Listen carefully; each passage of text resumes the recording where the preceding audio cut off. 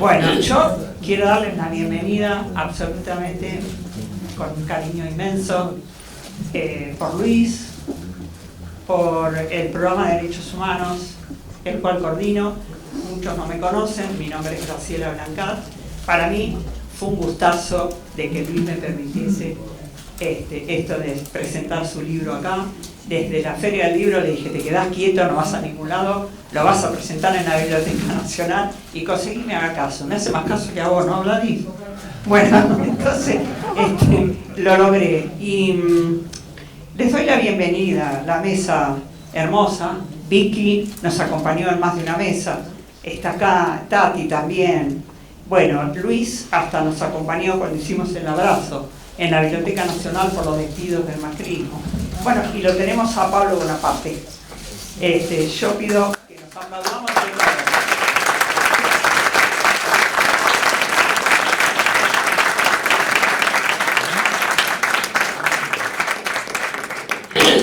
Bueno, yo sobre el libro no voy a hablar.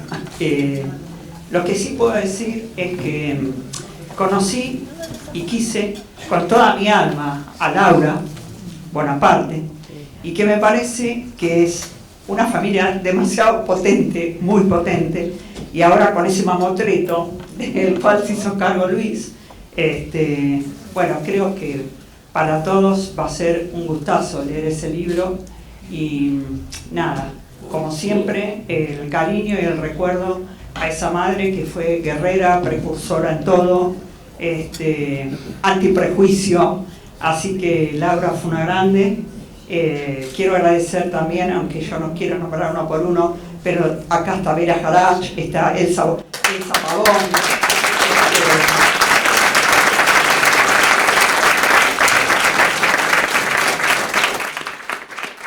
Está escondido por ahí, pero lo voy a hacer venir acá, el Chino Zanini.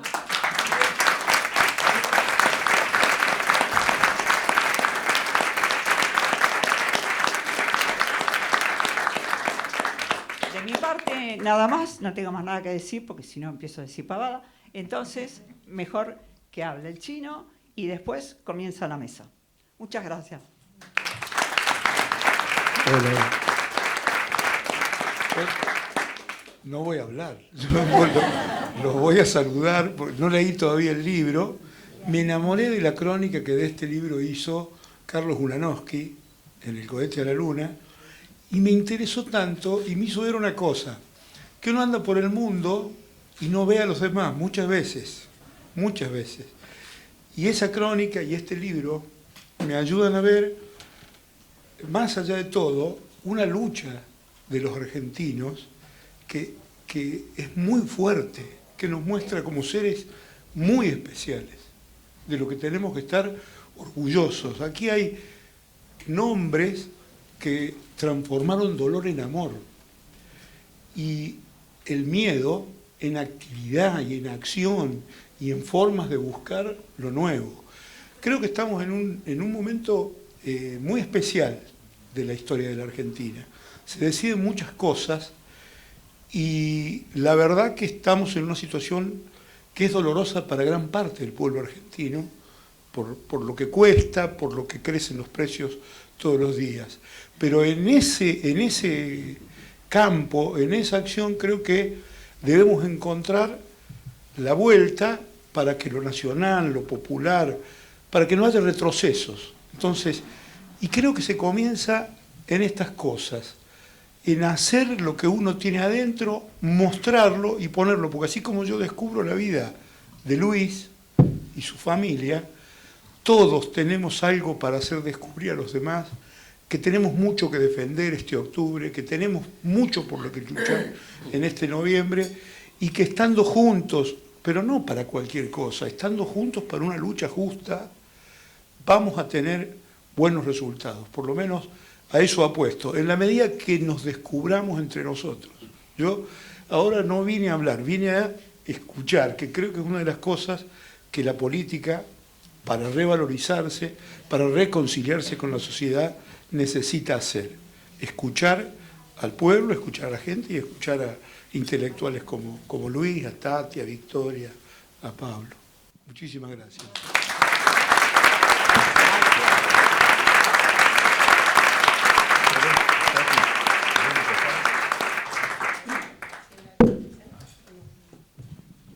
Sí, hay que darle agua a todos. Estuviste ahí un poquito No, pero estaba hablando, amarrete. estaba hablando el compañero, no quería Bueno, interrumpir ahí. va a comenzar hablando la más joven, la que tiene la juventud acumulada, que es Tati Almeida.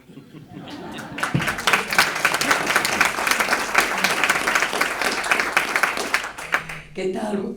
Buenas tardes a todas, a todos, a todes. Yo también me he modernizado. Gracias, querida Graciela. Graciela, gracias. Para nosotros, la flaca, la querida flaca. En vos agradezco a todos los que han hecho posible justamente que estemos hoy acá, reunidos y presentando este libro estupendo, Luis. Con esa historia los va a atrapar enseguida el libro, enseguida, ¿no? Y decir Bonaparte es decir Laura. Realmente, esta querida amiga y compañera de lucha de tantos años, ¿no? Que a pesar de haber perdido tanta gente, tanta familia, Dios mío, nunca se acobardó ni se quedó llena de odio. Al contrario, ¿no es cierto? Directamente se juntó, bueno, nos juntamos las madres y así es como seguimos siempre, sin odio, exigiendo desde ya, y lo seguimos haciendo, justicia legal, siempre legal, jamás justicia por mano propia. Este libro, qué personaje el bisabuelo, Dios mío. Además, me he reído mucho, Pablo, con tu prólogo. Realmente muy original, muy original. Y efectivamente, ¿no? Al leer el libro vemos todos los personajes que van pasando, que realmente uno no se imagina cómo se han ido conociendo por un motivo u otro, pero que todos han hecho historia, efectivamente. Todos han contribuido a la historia de nuestra Argentina. Esta Argentina, Dios mío, donde estamos pasando por momentos muy difíciles y efectivamente acá tenemos que estar más unidos que nunca, pero no de palabra, hay que demostrarlo con los hechos y realmente tener esa capacidad para juntarse, para no bajar los brazos, para tener claro a quién se vota. Bueno, así son los resultados que recibimos, ¿no es cierto? Pero no obstante, honestamente, claro, uno puede estar desolada, re preocupada, pero sobre todo, mis queridos todes, esperanzados. No hay que perder la esperanza. ¿Y por qué no hay que perder la esperanza? Porque realmente seguimos adelante. Y yo estoy segura, Dios mío, que vamos a lograr realmente seguir con este gobierno nacional y popular, con sus errores, pero que los podemos corregir, donde se respetan totalmente a los derechos humanos, porque los derechos humanos desde ya, el principal desde ya es la vida, el derecho a la vida, ¿no es cierto? Pero hay otros muchos que todavía faltan reforzarlos.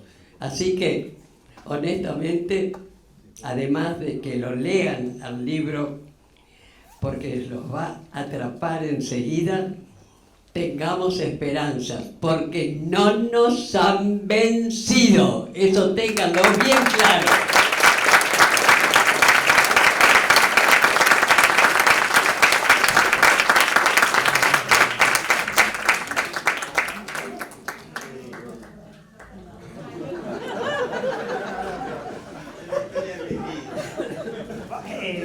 Te presento. Sí. No, presento a la Tati, no te presento a vos. Pablo Bonaparte creo que es el que le trajo todo el lío a Luis, digamos. Así que... ¿Él te trajo el lío a vos? Él nos trajo el lío. Ah, bueno, entonces arréglense entre ustedes y ahora habla Pablo Bonaparte.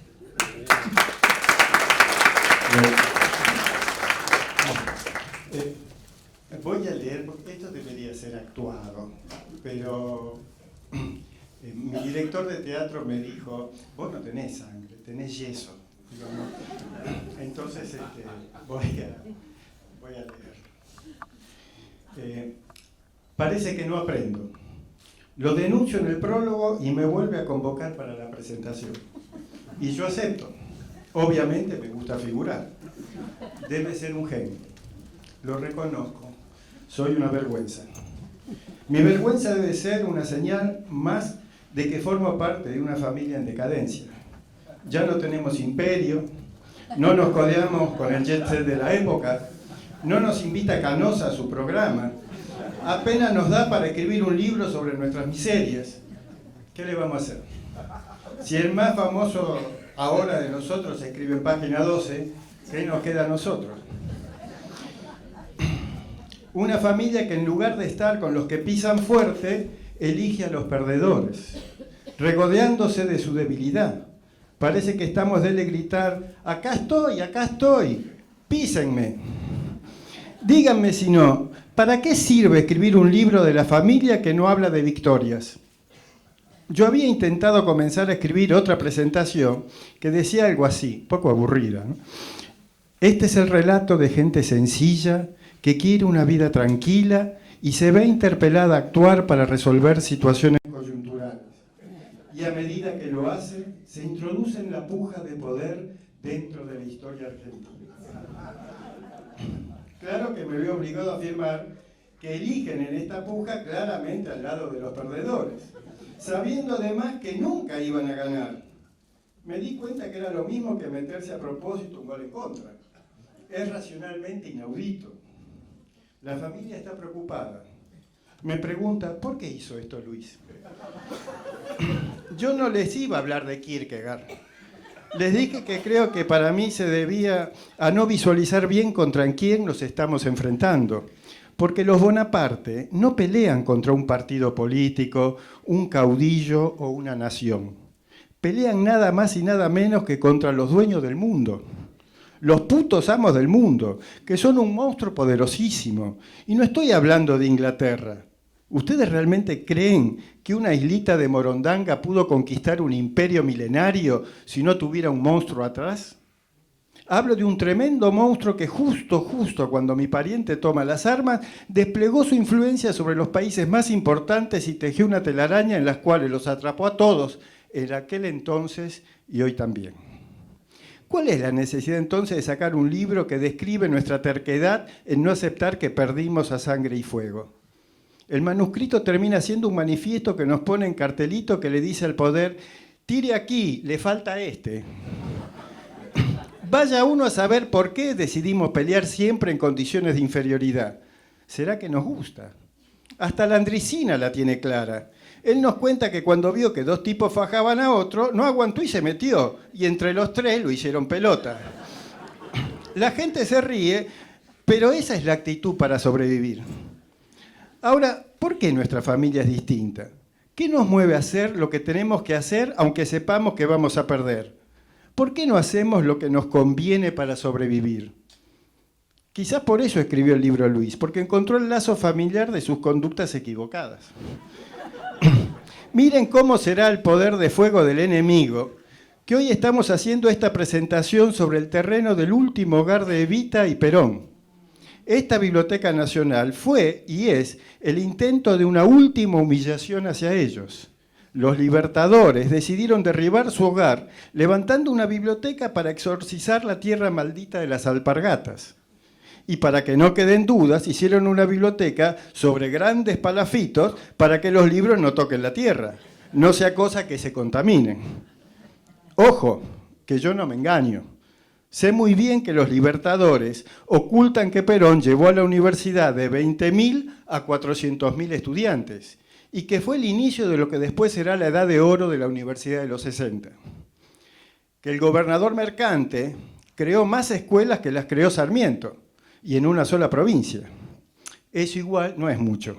Las escuelas de Sarmiento están hechas del mismo material que los jardines de infantes de Macri. Sí, no lo duden, en el futuro se va a decir que Macri hizo 1 millón de jardines de infantes.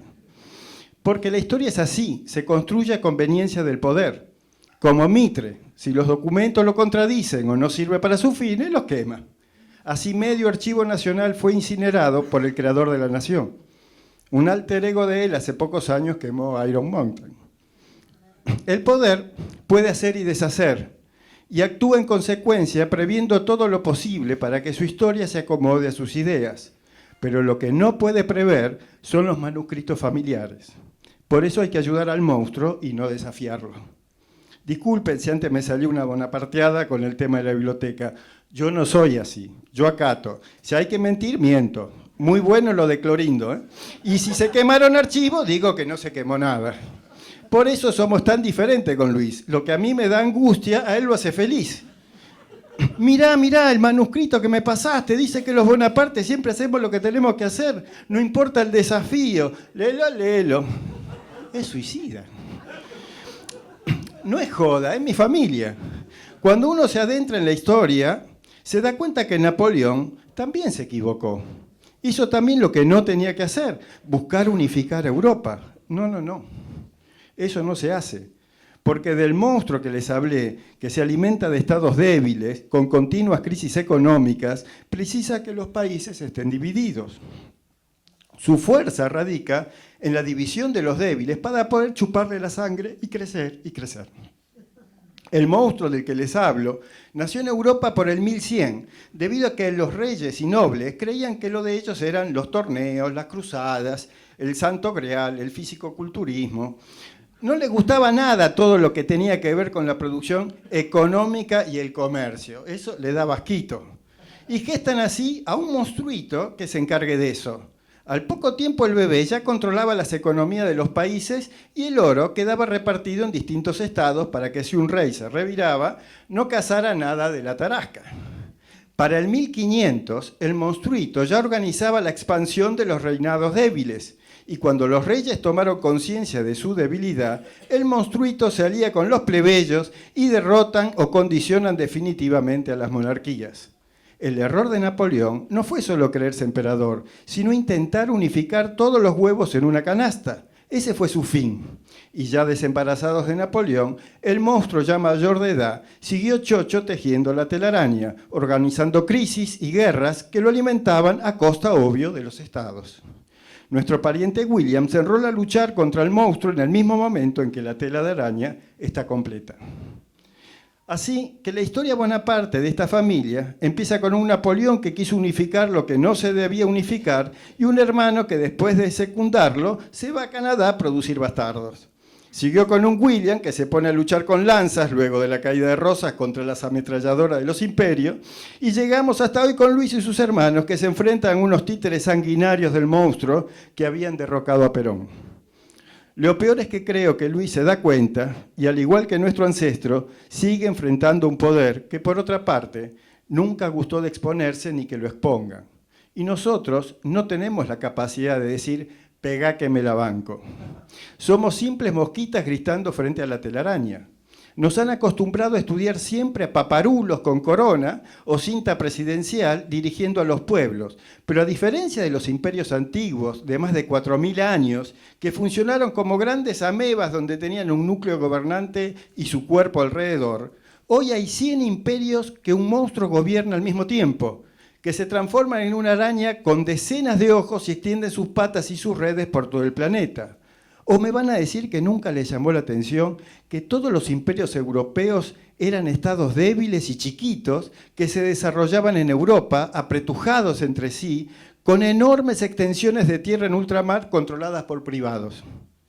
Vuelvo a preguntar, ¿cómo va a vencer una islita de Morondanga a imperios gigantes si no ocultaban un monstruo atrás de su debilidad?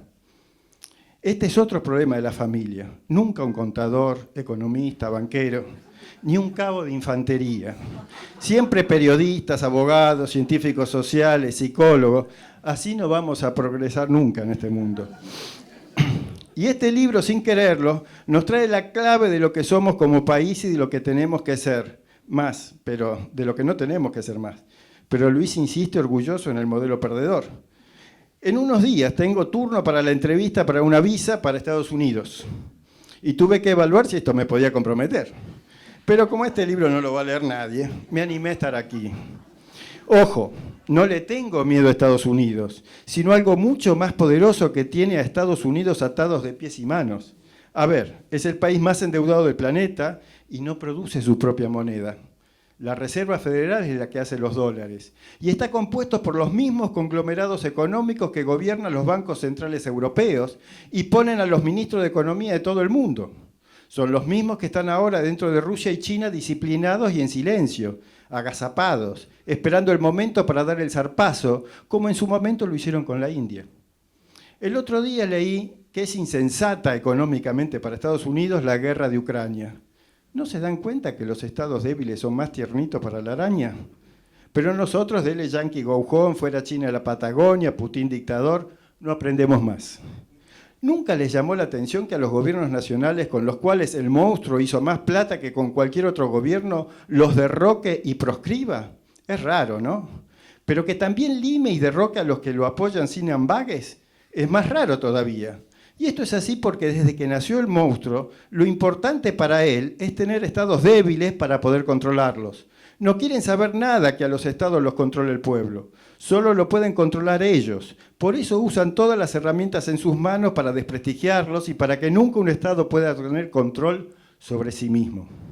Mientras tanto, todos nosotros vivimos peleando a ciegas, peleando entre estados sometidos, intentando voltear los muñecos que nos ponen delante y sintiéndonos felices si se corta el hilo.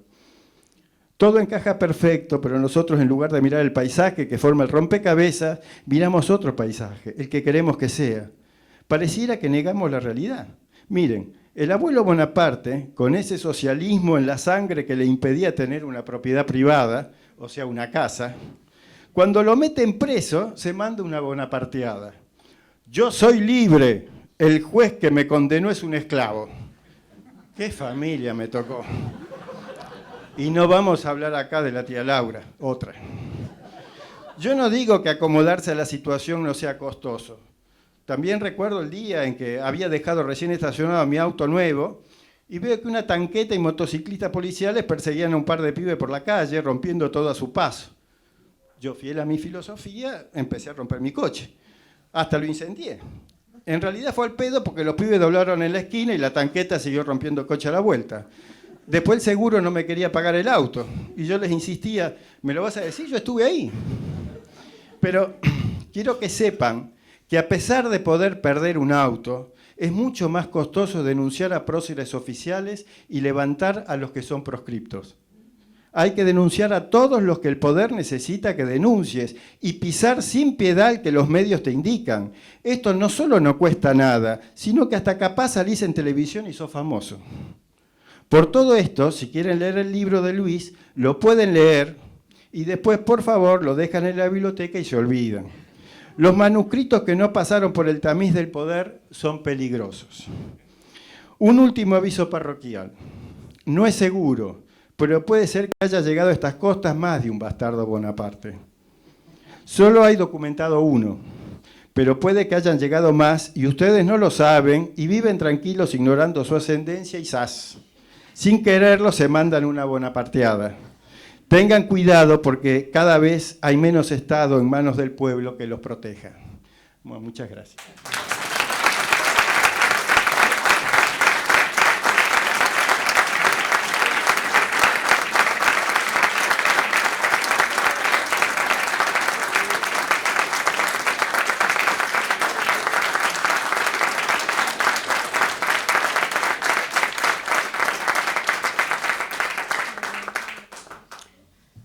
Aparezco y desaparezco, aparezco y desaparezco. Lo que más queremos todos, ¿qué es? Una victoria. Acá tenemos una que queremos mucho. Ahora sigue Vicky Montenegro.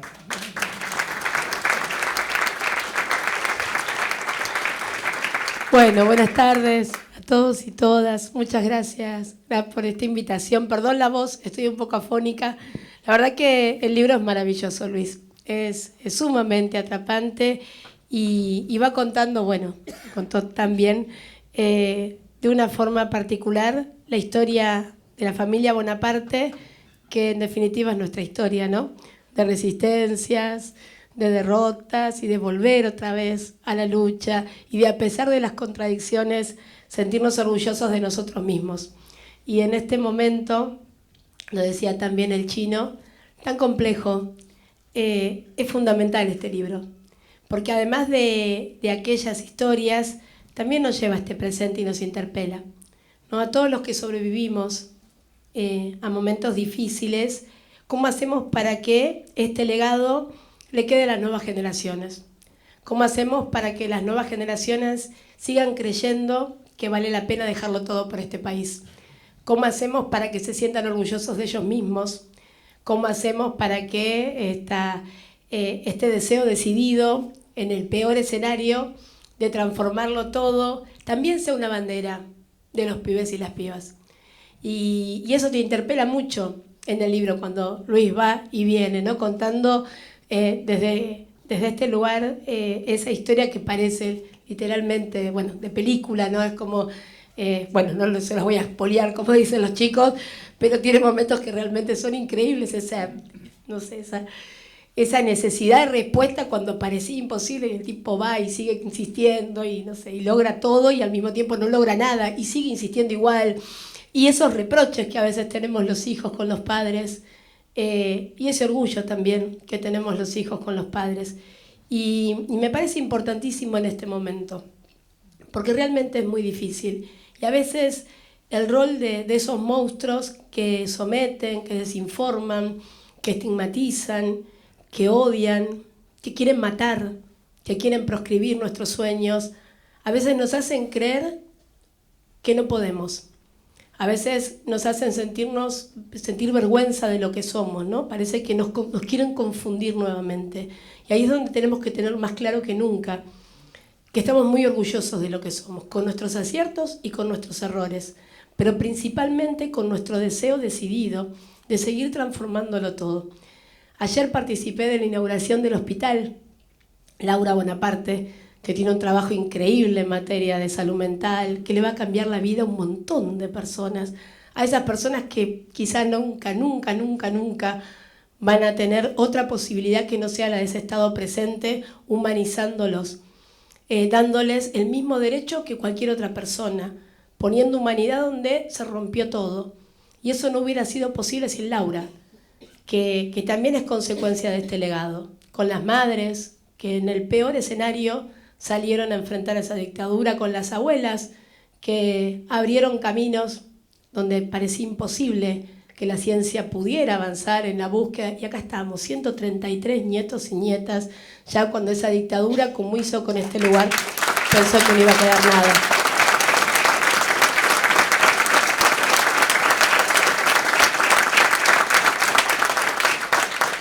Me parece muy importante el libro, además de que es atrapante, realmente es muy importante, porque al final a uno se le llena el alma de lo que somos, porque también somos esto. No soy Bonaparte, soy Montenegro, me costó un montón ser Montenegro, no me voy a cambiar el apellido ahora, pero estoy muy orgullosa de estas historias que nos constituyen a todos nosotros, porque en definitiva el peronismo es eso, ¿no? Los que luchamos por la justicia social, los que batallamos contra monstruos enormes, y los que amamos lo que hacemos a pesar de nuestras contradicciones, y los que seguimos convencidos de que vinimos al mundo a transformarlo todo.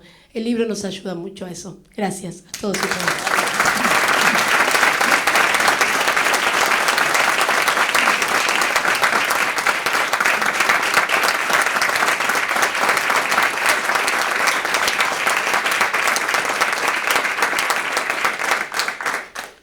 Y llegó el turno. Bueno, públicamente, gracias Luis por haberme permitido organizar este lío, y ahora hacete cargo de lo que hiciste. Es tu palabra. Hola. Qué lío. La verdad que yo soy periodista y estoy siempre acostumbrado a escribir rapidito y corto, y si no hubiera sido por la pandemia, a lo mejor no me hubiera puesto a escribir nunca el libro. Pero me tocó la pandemia, me senté y un día me acordaba que Pablo, se había muerto mi tía chiquita, que era la que se había quedado viviendo con mis abuelos, y en las cosas que fueron a buscar de la casa que levantaban de mi tía, había un manuscrito escrito por el bisabuelo. Y Pablo vino a casa Y me dijo, mira, che, tenemos un bisabuelo que fue periodista, igual que vos. Vos creías que eras el único periodista de la familia. Había uno que estuvo antes que vos. Y yo dije, ¿qué me importa? Y si no, fue periodista, yo soy periodista también porque me gusta, ¿no? Y quedó ahí. Quedó ahí. Pasó, yo lo miraba de reojo cada vez que pasaba por la mesa del... Y un día dije, no, esto vale la pena, lo voy a leer aunque sea, a ver cómo... Porque era un manuscrito, realmente eso existe. Después novelé bastante, ¿no? Porque no está contado todo en el manuscrito ese, pero era un manuscrito autobiográfico del bisabuelo, donde había pedacitos que hablaban del tatarabuelo, que era el primero una parte que había llegado, o sea, el bisabuelo de mi mamá. Y ahí me descubrí otra cosa más importante todavía, que no solamente el bisabuelo había sido periodista, sino que el tatarabuelo había sido montonero. Yo pensaba que el único de ella de palo era yo. Como hay muchos acá en esta sala, he visto unos cuantos. Y la verdad que nunca, por supuesto, me hice mi autocrítica como se acostumbró y como era necesario, pero no me arrepiento de la historia y el papel que yo, poquito, el granito que puse en esa historia, fue ese momento histórico que nos tocó vivir. Y después me tuve que aguantar toda la cosa de los dos demonios, de los que inventaron la violencia en Argentina, los que trajeron todo acá. Me la tuve que comer y realmente cada vez que lo escuchaba me daba más bronca. Nunca negué mi historia, siempre dije, si me quieren como soy y con la historia que tengo y hasta luego. Esa era mi historia, así que no iba a renegar de mi historia. Y de repente vi que el tatarabuelo se había mandado cada una, que era el doble que la que podía haber hecho yo. Y era un tipo que no venía con una cosa militar, por lo menos se supone que no. Pero era un tipo que la historia lo fue llevando a finalmente tomar una definición y meterse en la montonera de López Jordán, que fue la montonera más demonizada que hay en la historia de la guerra civil en el país. Porque el hombre cometió dos pecados. Uno fue levantarse contra Sarmiento, que era presidente en ese momento, y la otra fue que durante ese levantamiento lo mataron a Urquiza, que es otro gran prócer, pues bueno, fue el creador de la Constitución, pero fue el hombre que había traicionado a su partido en más de alguna oportunidad, ¿no? La familia de mi mamá eran todos sarmientistas, mi abuelo socialista, moderado, pero socialista. Era un hombre muy austero, como dice Pablo, era austero, recontra austero, era juez. Cuando era presidente de la Corte de Justicia, cuando hubo un interventor militar en la provincia que prohibió a los judíos ser maestros, él renunció.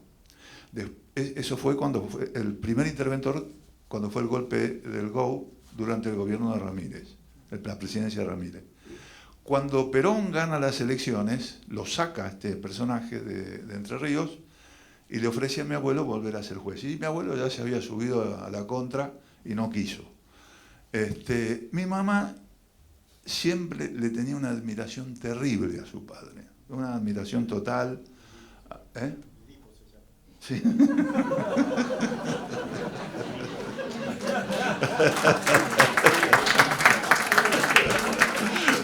Claro.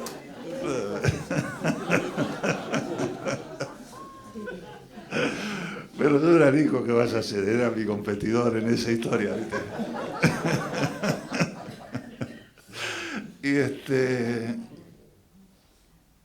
Pero a pesar de que el padre era socialista y todo, porque estuvo preso en la época de Perón después, porque el hombre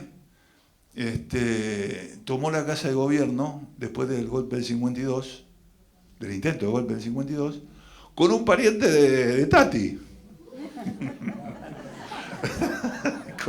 Porque Tati es entrerriana también. y Uranga, ¿no? Estaban mezclados los Uranga, los Bonaparte. Pero bueno, así todo el hombre había hecho una cárcel que era una cárcel modelo, ¿no? Y mi madre de chiquita hacía alfabetización con los presos, porque era una cárcel en el campo donde los presos trabajaban.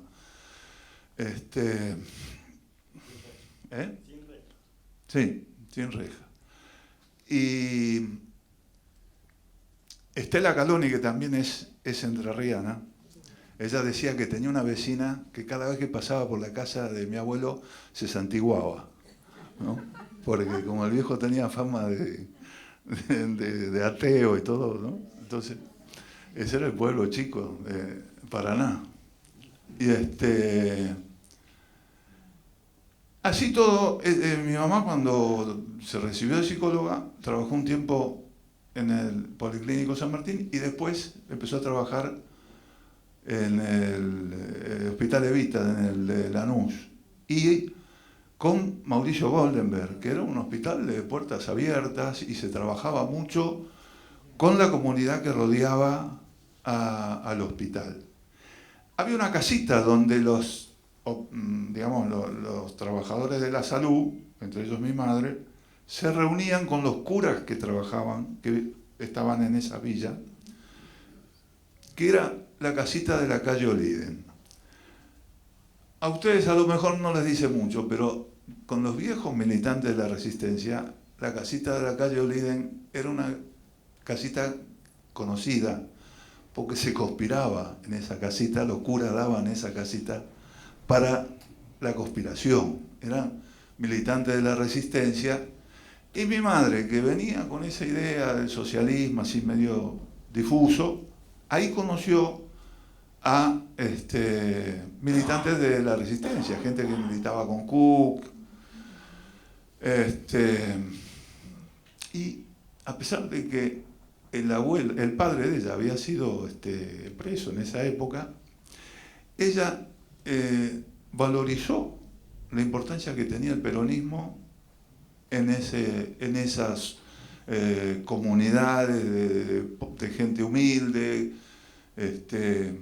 y la militancia que tuvo ella en realidad fue como de respaldo a lo que en esa época se llamaba el peronismo de base, ¿no? Pero bueno, esta es una historia. La otra historia es, que está mezclada con esta historia, es que nosotros discutíamos siempre de política, ¿no? Y siempre nos achacaron como generación que habíamos inventado la pólvora. Y a veces nosotros la creíamos también, los setentistas. Yo cuando viajé, haciendo turismo exiliar,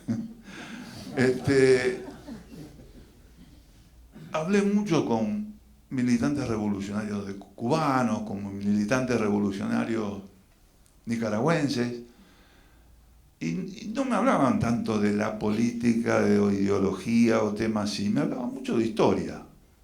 Los de Cuba me hablaban de Martí, y los de Nicaragua me hablaban de Sandino. Y yo digo, puta, a nosotros nos faltaba eso. Hay un lugar en la historia que tenemos cada quien, donde nosotros somos parte de una historia que empezó antes de que nosotros llegamos y va a seguir después que nosotros dejemos de estar. Y no sabemos cuál es esa historia. ¿Por qué no le hemos dado esa importancia? Me puse a investigar y empecé a descubrir muchas cosas. Primero, que la historia de violencia, primero que a nosotros en la escuela nos dan la impresión de que nuestra sociedad, a diferencia de los morochos del resto de América Latina, nosotros somos blancos y europeos y gente muy civilizada, que siempre hemos resuelto todo a nivel del diálogo y del consenso. Y la realidad es que tenemos una historia tanto o más sangrienta que el resto de América Latina, con una clase dominante que siempre ha resuelto sus conflictos de una manera violenta y que además se ha propuesto a partir de ahí escribir la historia de los que ganan. Porque ustedes, por ejemplo, si yo les digo López Jordán, no saben quién es. La mayoría no sabe. Saben del Chacho, saben de Felipe Varela, pero de este señor, que fue el más demonizado de todos, ni saben quién es. Y sin embargo, muchos de ustedes deben saber de memoria su proclama principal. Y se deben estar preguntando, ¿de qué carajo está hablando este? Sí, señor, porque la proclama principal de ese levantamiento montonero fue el Martín Fierro.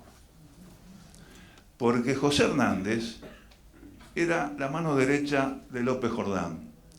Y empezó a escribir el Martín Fierro cuando estaba exiliado después de la primera revolución de López Jordán, que obviamente fue derrotado, ¿no?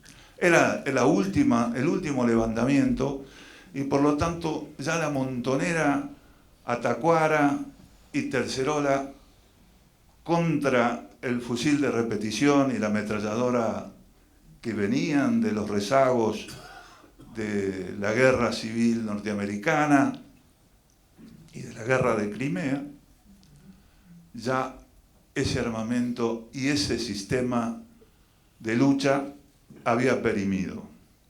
Entonces fueron derrotadas rápidamente esos levantamientos populares que no eran salvajes en el sentido de no civilizados, porque ya les digo, o sea, la mano derecha de López Jordán en ese levantamiento fue José Hernández, ¿no? Él se exilia junto con López Jordán en la frontera de Uruguay. Ellos eran artiguistas, y se exilian en la frontera entre Uruguay y Brasil. Ahí empieza a escribir el Martín Fierro, en ese exilio, José Hernández, y hay en ese espacio hay una pequeña amnistía que le conceden a José Hernández, y él puede viajar a Buenos Aires con la condición de que no se meta más en política, porque él tenía la familia acá en Buenos Aires. Termina de escribir el Martín Fierro acá en Buenos Aires. Y los porteños, que eran la causa de todo ese despelote, convierten a la proclama, esa proclama revolucionaria, que es la primera parte del Martín Fierro, la convierten en un bestseller. Es increíble, ¿no? Los juegos contradictorios que tiene la historia de este país. Bueno, mi tatarabuelo se mete en medio de todo ese lío, de casualidad. Va de casualidad, o sea, como nos pasa a todos. Nadie nace militando, ni nadie nace la misma historia, el contexto social, la sensibilidad de cada quien nos lleva a ocupar un lugar y a comprometernos con lo que está alrededor nuestro. Y a este señor le pasó lo mismo. Entonces, primer cuestión, el tema de convertir al adversario, de deshumanizar al adversario, despolitizarlo, no es un tema ni siquiera que inventaron ahora. El chino lo sabe en carne propia. Ahí, ¿no? Pero no es algo que se inventó. Este país se construyó así, porque el mismo Sarmiento le puso valor a la cabeza de José Hernández. Decía 10.000 pesos o 1.000 pesos, dependía, por la cabeza vivo o muerto de José Hernández y de los otros dirigentes de ese levantamiento. Y bueno, todos sabemos la historia donde dice Sarmiento, ¿cómo es? No ahorre sangre de gaucho que no sirve para nada. Digamos, esa historia, ellos a esa etapa de la guerra civil no le dicen guerra civil, no dicen que hubo una guerra política ahí, no dicen que hubo una guerra popular o una guerra entre dos modelos de país que estaban en pugna, entre la clase comerciante y la clase financiera y un sector de la oligarquía, y el gaucho y los sectores los sectores del interior del país, que planteaban un proceso de desarrollo pero integral, que los tuviera en cuenta ellos también, y no a partir de la desaparición o sea, lo que planteaban es Gaucho, el progreso a toda costa, digamos, como yo creo que Sarmiento es el paradigma de eso, ¿no? Y tiene esos límites y esas contradicciones. Él plantea el progreso, pero dice el progreso a toda costa, y él ve al gaucho y al indio como un obstáculo para ese progreso, entonces hay que eliminarlo, ¿no? Esa es hay un tema ahí que realmente a mí me llamó la atención. Entonces ellos no dicen, ¿cómo le dicen a ese momento, a lo que están haciendo ellos? Ellos le dicen guerra de policía, porque era una guerra de policía contra delincuentes. Y eso les permitía juicio sumario, donde agarraban a uno lo degollaban. Esa era, no había que hacerle juicio ni meterlo prisionero. Eso también no le parece que tiene alguna relación con algo que ha pasado más cerca en la historia.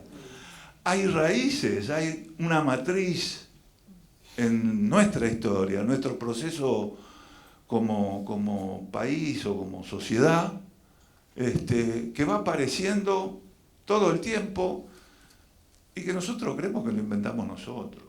Y si no somos capaces de reconocerlo, asumirlo, tampoco lo vamos a poder transformar.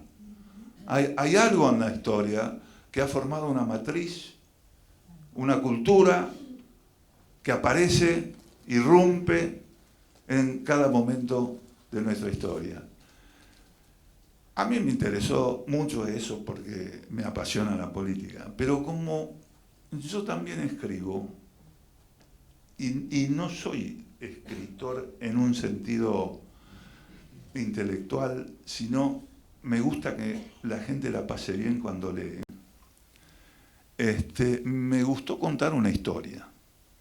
Me salió con ese trasfondo, pero en realidad cuando la lean, o cuando lean el libro, lo que van a encontrar va a ser una historia, que es la historia de este tatarabuelo, que se va entremezclando con la historia de la familia de mi madre, algo de mi papá. Pero es la historia de esta persona que se va metiendo en esta guerra, que va atravesando cada una de esas vicisitudes, de los hijos, el hijo que escribe enojado, porque el hijo escribe enojado, dice, el tipo se metió ahí, nos dejó a nosotros, nos dejó pagando para el resto, ¿y qué se creía? O sea, nosotros nos abandonó, y el hijo agarra lo meten a él también en una batalla, qué sé yo, ahí, cuando se pelean, porque la familia que queda era muy religiosa y mitrista. Entonces a él lo meten en la guerra, cuando se pelean entre Sarmiento y Mitre, al hijo de que ya se había ido a Entre Ríos, lo meten en una batalla, que es la batalla de Las Verdes, ¿no?